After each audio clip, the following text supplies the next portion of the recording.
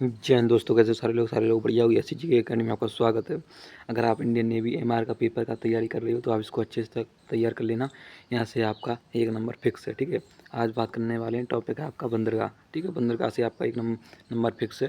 यहाँ से एक क्वेश्चन जरूर पूछता है, ठीक है। चलो आगे बढ़ते हैं, ज़्यादा नहीं टाइम वेस्ट करते हैं क्योंकि पेपर का बहुत टाइम कम बचा है, क्योंकि कल से आपका पेपर है, ठीक है। तो आपका पहला क्वेश्चन है, वर्तमान में भारत के कुल कितने बंदरगाह हैं? ये याद रखना, 13 बंदरगाह हैं, ठीक है। और दूसरा आपका विशाखापट्टनम बंदरगाह किस राज्य में?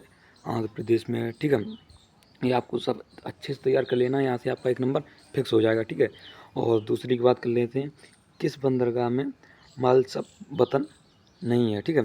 इसको बात कर लेते हैं, ये आपका तूतीकोरिन बंदरगाह है, ठीक है। ये बहुत इंपॉर्टेंट क्वेश्चन है, आपको ये तैयार करके रखना है। और आपका जो चौथा क्वेश्चन है वो है, निम्न में से कौन सा एक ज्वारीय बंदरगाह नहीं है, ठीक है। और तो आपका इसको आंसर है आपका कांडला बंदरगाह।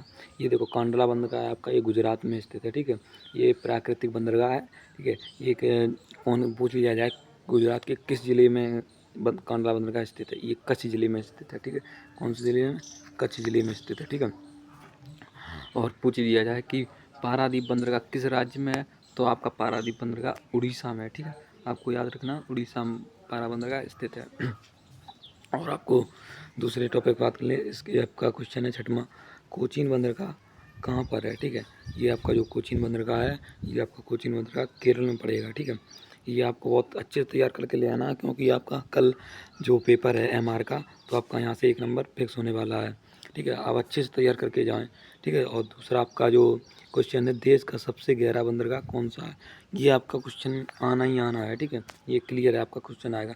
विशाखापट्टनम सबसे गहरा बंदरगाह है, जो पूरे भारत का है बंदरगाह है, वो आपका विशाखापट्टनम बंदरगाह है, सबसे गहरा बंदरगाह है, ठीक है। याद रखना, पूछ लिया जाए कि देश का सबसे गहरा बंदरगाह कौन सा?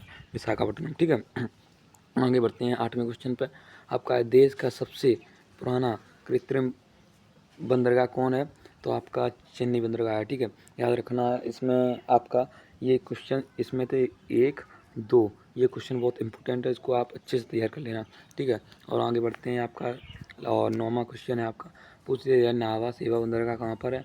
महाराष्ट्र में है, ठीक है। ये क्वेश्चन बहुत, इसको नावा सेवा बंदरगाह को जवाहरलाल नेहरू भी नाम से जाना जाता है। पूछ लिया जाए कि ना वो जवाहरलाल नेहरू को किस नाम से जाना जाता है, कि नावा सेवा बंदरगाह, ठीक है।